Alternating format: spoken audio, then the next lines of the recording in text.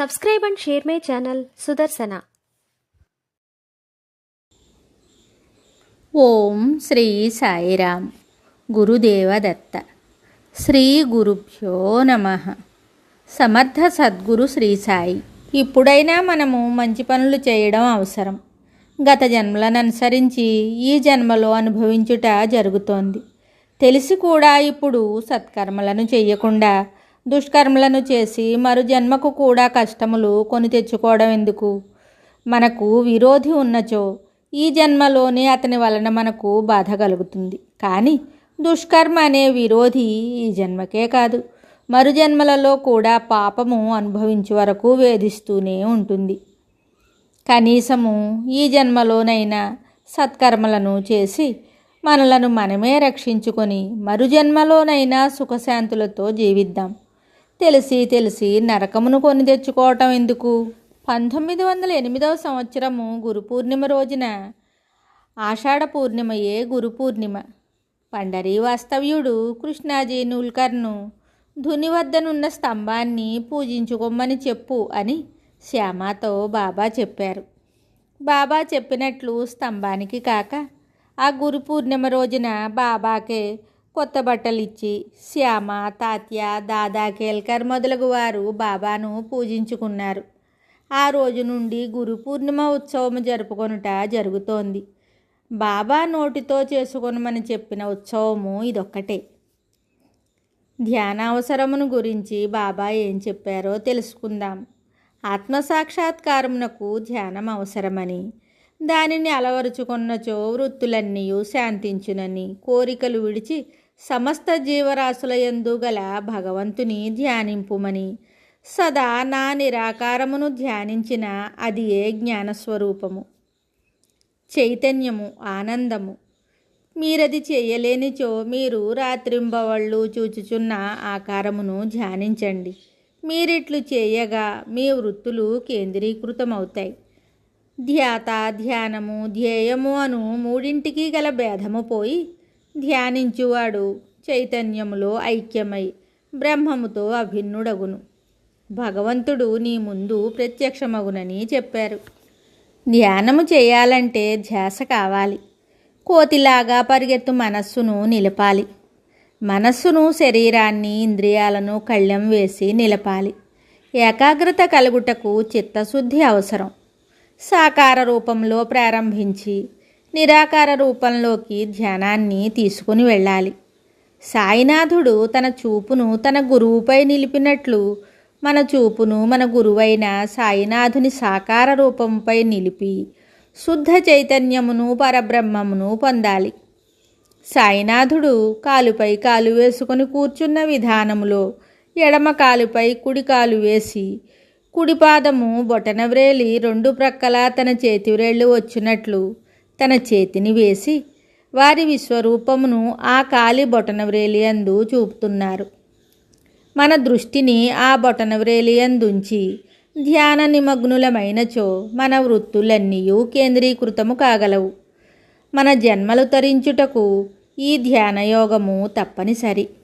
కనుక మనం ఆచరించు సత్కర్మలకు తోడు ఈ ధ్యానయోగమును ఆచరించుటకు కృషి చేయవలెను. ఈ ధ్యానము కుటుంబ సమస్యలు తీరిన తర్వాత, పెద్ద వయస్సు వచ్చిన తర్వాత చేయాలని భావించటం దీపం చుట్టూ మిడత తిరిగినట్లు కాగలదు. వృద్ధాప్యంలో రోగాలతో ఆదరించువారు లేక మనోవ్యాకులతతో నశించుటయే జరుగుతుంది, కానీ ఫలితం ఉండదు. ధ్యానం చేయడానికి వయస్సుతో పని లేదు. చిన్న వయస్సు నుండియే ధ్యానాన్ని ప్రారంభించవచ్చును. సాధన వలన పవిత్రత పొందవచ్చును. కనుక సాయి బంధువులందరూ ధ్యానమునకు ప్రాధాన్యత ఇయ్యాలి. భక్త మహల్సాపతి సాయినాథుని పరిపూర్తిగా ఆశ్రయించి సద్గతి పొందారు. మాధవరావు దేశపాండే నిద్రపోయినప్పుడు అతని యొక్క ప్రతి ఉచ్ఛ్వాస నిశ్వాసలలో స్పష్టంగా సాయినాథ్ మహారాజ్, సాయినాథ్ బాబా అను శబ్దము వినిపిస్తుంది అని దాదాసాహెబ్ ఖాపర్డే 8/12/1911 తన డైరీలో వ్రాసుకున్నారు. తాత్యా కోతే పాటీల్ కోసం తన దేహాన్నే త్యజించారు బాబా. నానాసాహెబ్ చాందోర్కర్కు విశ్వరూపాన్ని చూపారు. బాయాజీ బాయి కూడా బాబా అనుగ్రహానికి పాత్రురాలయ్యింది. అటులనే మేఘశ్యామునకు బాబా సద్గతి ప్రసాదించారు. మేఘశ్యాముడు మరణించగా బాబా కూడా అతని శవంతో వెంబడించి పూలతో ఆ శవాన్ని కప్పి దహన సంస్కారములైన తరువాత సాధారణ మానవుని వలె సమీప బంధువు వలె దుఃఖించి మసీదుకు తిరిగి వచ్చారు. తాత్యా సాహెబ్ నూల్కర్కు చివరి దశలో బాబా పాదతీర్థం ఇవ్వబడింది. తాత్యా మరణించుట విని బాబా ఇలా అన్నారు, అయ్యో, తాత్యా మనకంటే ముందుగానే వెళ్ళిపోయాడు, అతనికి పునర్జన్మ లేదు అన్నారు. మద్రాసు దేశపు సన్యాసి విజయానంద్ బాలారాం మాన్కర్లకు తమ ఆశీస్సులతో సద్గతి కలిగించారు. మానవులకే కాదు, క్రూర జంతువైన ఒక పులికి కూడా దాని అంత్యదశయందు వారి వద్దకు తీసుకుని రాగా వారి చూపుతోనే దానికి సద్గతి కలిగింది. హేమాండ్ పంతు సాయినాథుని సద్గురువుగా చేసుకుని సాయిబాబా జీవిత చరిత్ర రచన ప్రారంభించారు. పెషావర్ నుండి వచ్చిన అబ్దుల్ జాన్ బాబా తన వైపు చూడగానే ఈయనే నా గురువు అని అనుకున్నాడు. నానావల్లి అసలు పేరు శంకర్ నారాయణ్ వైద్య. నానావల్లి అనే మహాత్ముని సమాధి సేవించుట వలన అతనికి ఆ పేరు వచ్చింది. బాబా రెండవసారి షిరిడీ వచ్చుటకు ముందుగా షిరిడీ వచ్చాడు. బాబాను చూస్తూనే బాబా యొక్క నిజస్థితిని గుర్తించాడు. కానీ బాబా అతనిని నోరెత్తవద్దని మందలించారు. ఒకసారి బాబాను తన గద్దెపై నుండి లేపి తాను ఆ గద్దెపై కూర్చుండి మరుక్షణమే లేచి బాబాకు నమస్కరించి వెళ్ళాడు. ఆ సంబంధము వారిద్దరికే తెలియాలి. అట్టి నానావల్లి బాబా నిర్యాణమైన 13వ రోజున దేహత్యాగం చేశాడు. ఈ విధంగా ఎందరో బాబా జీవిత చరిత్రలో మనకు కనిపిస్తూ ఉంటారు. ఇప్పుడు కూడా ఆ విధంగా సద్గతి పొందుతున్న వారిని మనం చూస్తున్నాం.